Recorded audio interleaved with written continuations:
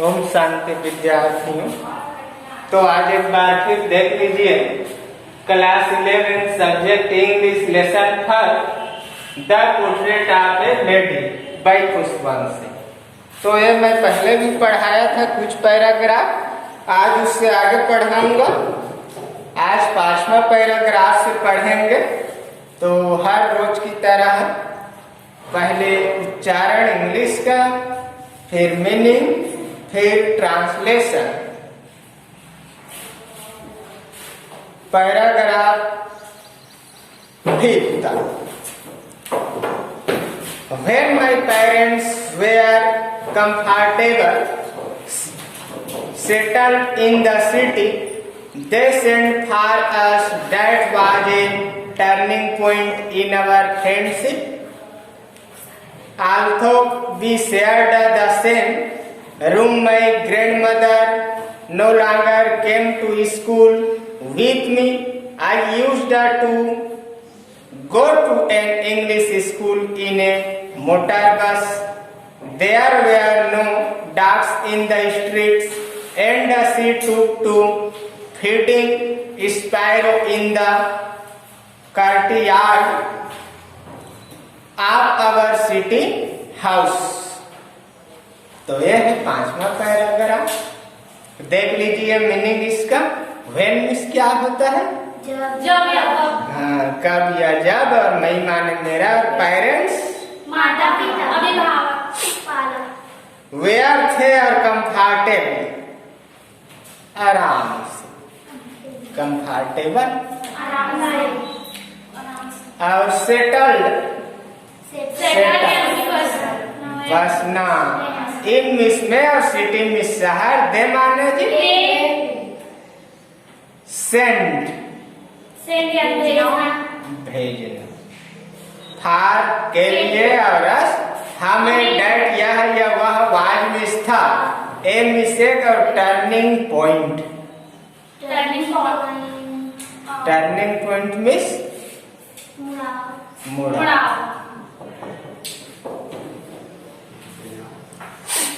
इन miss में अवर miss हमारे, friendship माने मित्रता। वी मिस हम शेयर। शेयर माने क्या होता है? एक दूसरे से बांटना, शेयर करना। सेम रूम, सेम रूम, एक ही कमरा। मैं माने मेरा और ग्रैंड मदर मिस दादी। नो माने नहीं, longer. No longer came to school. Longer लंबे समय से आशय है। और केम माने आना। अब स्कूल मिस विद्यालय। विद मिस साथ में माने मुझे। I miss my used. Used miss प्रयोग करना। गो मिस जाना। इंग्लिश माने अंग्रेजी। अब स्कूल माने विद्यालय। इंग्लिश स्कूल, इंग्लिश स्कूल माने अंग्रेजी विद्यालय। इंग्लिश में मोटर बस। किसमें? मोटर बस, गाड़ी से। देयर, यहाँ या वहाँ। वेयर थे, नो माने नहीं और डॉग।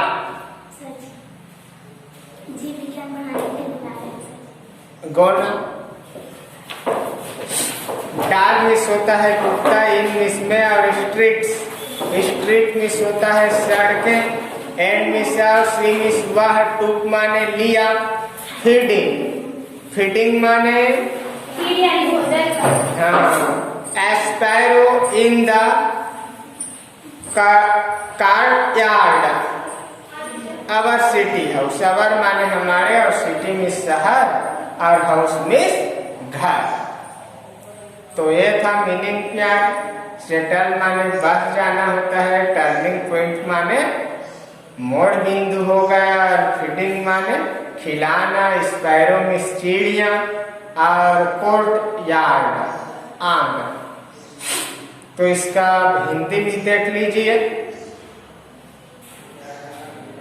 जब मेरे माँ बाप नगर में आराम से बस गए तो उन्होंने हमें बुला लिया। When my friends were comfortably settled in the city, they sent for us. वहां हमारी मित्रता में मोड़ आ गया। That was a turning point in our friendship. देख लीजिए शहर में क्या हुआ, दादी और पोते के जो मित्रता था, यह मित्रता थी, उसमें मोड़ आ गया प्यार। क्यों मोड़ आ गया? क्योंकि उसके माँ बाप, बच्चे का माँ बाप उसके दादी और बच्चे को नगर में बुला लिए। क्यों बुला लिए? क्यों उनके माता पिता नगर में बस गए थे, आराम से जीवन यापन कर रहे थे, इसलिए उन दोनों को भी वहां बुला लिए। यद्यपि हम एक ही कमरे में रहते थे, मेरी दादी मेरे साथ स्कूल नहीं जाती थी। देख लीजिए, although we shared the same room, कहने का तात्पर्य क्या है? यद्यपि हम एक ही कमरे में रहते थे। My grandmother no longer came to school with me, और मेरी दादी मुझे स्कूल छोड़ने के लिए नहीं जाती थी। I used to go on to an English school in a motor bus. मैं अंग्रेजी स्कूल तक बस में जाता था। There were no dogs in the street and she took to feeding sparrow in the courtyard of our city house. गली में कुत्ते न थे और उसने घर के आंगन में चिड़ियों को खिलाना शुरू कर दिया। देख लीजिए, शहर के गलियों में कुत्ते नहीं था, इसलिए राइटर के जो दादी माँ है, पोते की दादी, उन्होंने क्या किया, घर में ही रहकर छत के ऊपर चिड़ियों को दाना खिलाना प्रारंभ कर दिया प्यारे। तो ये था पैराग्राफ 5वां। अब 6वां पैराग्राफ देख लीजिए। As the years rolled by, we saw less of each other for some time. She continued to wake me up and get me ready for school. When I came back, she would ask me what the teacher had taught me. I would tell her English words and little things of Western science and learning, the law of gravity, Archimedes' principle, the world being round, etc. This made her unhappy. She could not help me with my lesson. She did not believe in the things they taught at the English school and was distressed that there was no teaching about God and the scriptures.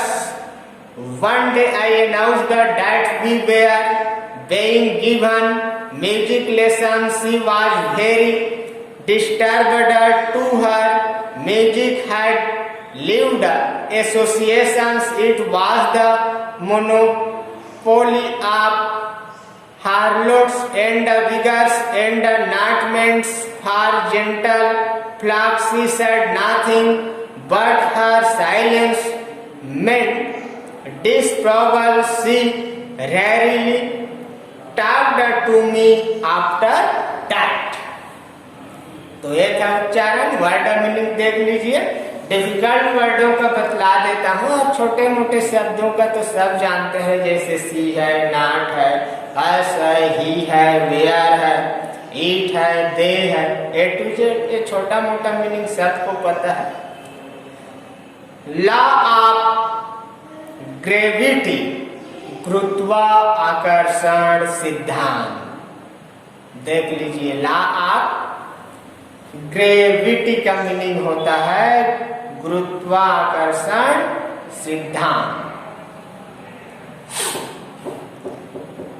Archimedes एक महान यूनानी वैज्ञानिक। Distressed उदास होना। Lewd अश्लील। मोनोपाली एकाधिकार, मोनोपाली एकाधिकार, हार्लोट्स वेश्याएं, बेगर भिखारी, और जेंटल फार अच्छे लोग, डिसअप्रूवल असहमत। तो ये था डिफिकल्ट वर्डों का मीनिंग। आप देख लीजिए इसका अनुवाद। जैसे जैसे वर्ष बीतते गए हमारा एक दूसरे से मेल मिलाप कम हो गया। कुछ समय तक उन्होंने मुझे जगाया तथा स्कूल के लिए तैयार करना जारी रखा। जैसे देख लीजिए, as the year rolled by we challenged of each other. For some time she continued to wake me up and get me ready for school. जब मैं वापस आता तो ये मुझसे पूछते, क्या पूछते? कि शिक्षक ने मुझे क्या पढ़ाया था। मैं उससे अंग्रेजी के शब्द तथा पश्चिमी ज्ञान विज्ञान की छोटी छोटी बातें, गुरुत्वाकर्षण नियम, आर्किमिडीज का सिद्धांत तथा पृथ्वी के गोल होने आदि की बातें बताता था। When I came back, she would ask me what the teacher had taught me. I would tell her English words and the little things of Western science and learning the law of gravity, Archimedes principle, the world spinning round, etc. This made her unhappy. अब इन सारी बातों को सुनकर मेरी दादी दुखी हो जाती थी।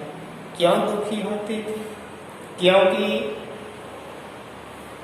जो पोता है इस स्टोरी में, अर्थात राइटर महोदय, वो इंग्लिश विद्यालय पढ़ने के लिए जाता था। और जो यहाँ पर वर्णन किया गया है, गुरुत्वाकर्षण नियम है, आर्किमिडीज का सिद्धांत है, या पृथ्वी के गोल गोल घूमने का रूल है, ये सब बातें अपनी दादी से करता था राइटर। तो उसकी दादी के समझ में ये सारी बातें नहीं आता था, समझ नहीं आता था, जिसके कारण उसकी दादी क्या हो जाती थी? दुखी हो जाती थी। इससे दुखी हो जाती थी, वे मेरे पाठों में मदद नहीं कर सकती थी। जो चीजें स्कूल में पढ़ाई जाती, ग्रंथों के बारे में कुछ नहीं सिखाया जाता रहा है। She could not help me with my lesson. कहने का तात्पर्य क्या है? उसकी दादी जो है वह इन विषयों में उसका कुछ भी मदद नहीं कर सकती थी। She did not believe in the things they taught at the English school and was distressed that there was no teaching about God and the scriptures. देख लीजिए, और उस स्कूल में न धार्मिक ग्रंथों का पाठ पढ़ाया जाता था, इसलिए भी राइटर की दादी क्या हो जाती थी? दुखी। One day I announced that we were being given music lessons. She was very disturbed. To her music had lived associations. It was the monopoly of harlots and beggars and not meant for gentle flock.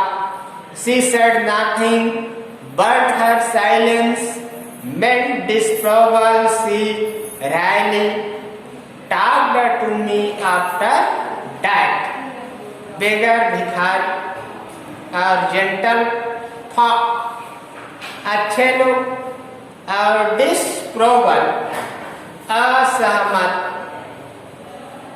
क्या सहमत? असहमत प्यार। और वे इस बात से परेशान होती थी कि स्कूल में ईश्वर व धार्मिक ग्रंथों के बारे में कुछ नहीं सिखाया जाता था। वह बहुत परेशान हो गई। कौन? राइटर की दादी। उनके अनुसार संगीत का संबंध अशोभनीय चीजों से है। इस पर खालिस्तान व भिखारियों का एकाधिकार था तथा यह भले लोगों के लिए नहीं था। She said nothing, but her silence meant disapproval. She really talked to me after that. उन्होंने कुछ नहीं कहा, परंतु उनकी चुप्पी का अर्थ असहमति था। उसके बाद वे मुझसे कभी कभी बात करती थी। तो अब नेक्स्ट पैराग्राफ देखते हैं प्यारे, ये है 7वां। When I went up to university, I was going a room of my own. The common link of friendship was snapped up. My grandmother accepted her seclusion with resignation. She rarely left her spinning wheel to talk to anyone from sunrise to sunset. She sat by her wheel, spinning and reciting prayers only in the afternoon. She relaxed for a wheel to feed the sparrow. While she sat in the veranda breaking the bread into little bits. Hundreds of little birds collected round her, creating a veritable bedlam of chirping. Some came and perched on her legs, others on her shoulders. Some even sat on her head. She smiled the bird, never shoot them away.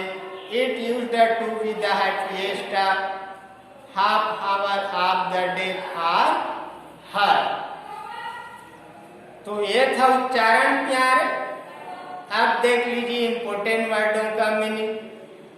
आप सब छोटा मोटा वर्डों का meaning तो सबको पता है, ईट है, वाज है, ईज है, दिस है, ये छोटा मोटा मीनिंग सब जानते हैं। इस पैराग्राफ में जो डिफिकल्ट वर्ड है उसका मीनिंग देख लीजिए। स्नैप्ड माने टूटना। सेक्यूजन, सेक्यूजन मीन्स एकांत। रेजिग्नेशन स्वीकृति। रिसाइटिंग याद किए हुए गाने। वेरिटेबल वास्तविक और बेडलेम शोर शराबा। चिरपिंग शोर करना, चहकना और परचट बैठे रहना। तो What I went up to university, देख लीजिए जब मैं विश्वविद्यालय पढ़ने लगा। I was given a room of my own, तो मुझे अपना अलग कमरा दे दिया गया। The common link of friendship was snapped, हमारी मित्रता का साथ टूट गया। My grandmother accepted her seclusion with resignation. मेरी दादी ने अपना अकेलापन धैर्य से स्वीकार कर लिया। She rarely left her spinning wheel to talk to anyone from sunrises to sunset. She sat by her wheel, spinning and reciting prayers. आगे देख लीजिए। वह किसी से बात करने के लिए बहुत कम अपना चरखा छोड़ती थी। चरखा जानते हैं? सूत काटने का चरखा होता था। जैसे गांधी बाबा भी क्या है, सूत काटते थे। उस समय की बात है, देख लीजिए। उसी प्रकार से जो राइटर की दादी है, पोते की दादी है, वो क्या करती थी?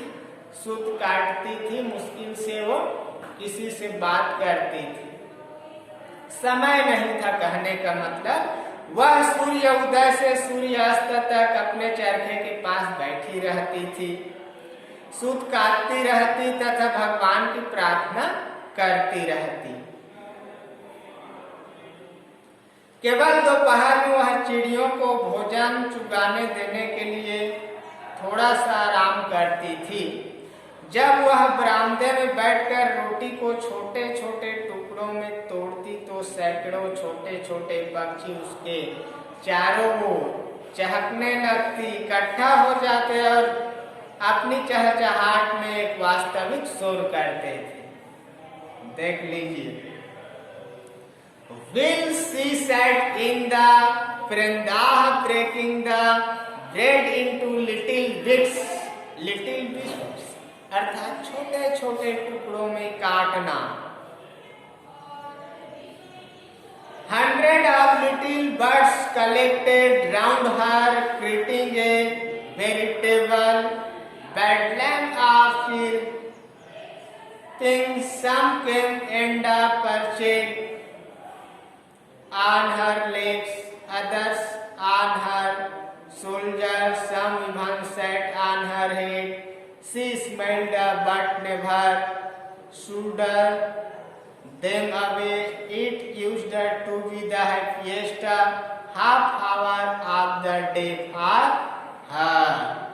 कुछ आकर उसकी टांगों पर बैठ जाते, दूसरे उसके कंधों पर, कुछ तो उसके सिर पर बैठ जाते। वह मुस्कुराती किंतु कभी उनको दूर नहीं भगाती थी। उसके लिए यह दिन सबसे अधिक प्रसन्नता वाला आधा घंटा होता था। जो चिड़ियों के साथ बैठती, उनके लिए रोटी की जुगाड़ करती, छोटे छोटे टुकड़ों में तोड़ती रोटी को और उनको खिलाती। किनको खिलाती? चिड़ियों को। कम खिलाती प्यारे? राइटर की दादी। 8वां पैराग्राफ देख लीजिए। When I decided to go on a board for further studies, जब मैं उच्चतर शिक्षा हेतु विदेश जाने का निर्णय लिया, I was sure my grandmother would be upset. तो मुझे विश्वास हो गया कि दादी परेशान हो जाएगी। I would be away for 5 years and I ate her as one could never tell. मैं 5 वर्ष तक विदेश में रहूंगा और उसकी आयु को देखते हुए कोई भी कुछ नहीं कह सकता। But my grandmother could. She was not even sentimental. She came to leave me at the railway station, but did not talk or show any emotion. Her lips moved in prayer. किंतु मेरी दादी जानती थी, वह थोड़ी भी भावुक नहीं हुई। वह मुझे रेलवे स्टेशन तक छोड़ने गई, किंतु वह न तो कुछ बोली और न ही कोई भावुकता दिखाई। और उसके होंठ प्रार्थना करते हुए हिल रहे थे। उसका मन प्रार्थना में खोया हुआ था। Her mind was lost in prayer. उसका मन प्रार्थना में खोई हुई थी। Her fingers were busy telling the beads of her rosary. और उनकी उंगली प्यारे मन के गिनने में व्यस्त थी। मन के जानते हैं ना, माला फेरना। Silently she kissed my forehead and when I left I cherished the most imprint as perhaps the last scene of physical contact between us.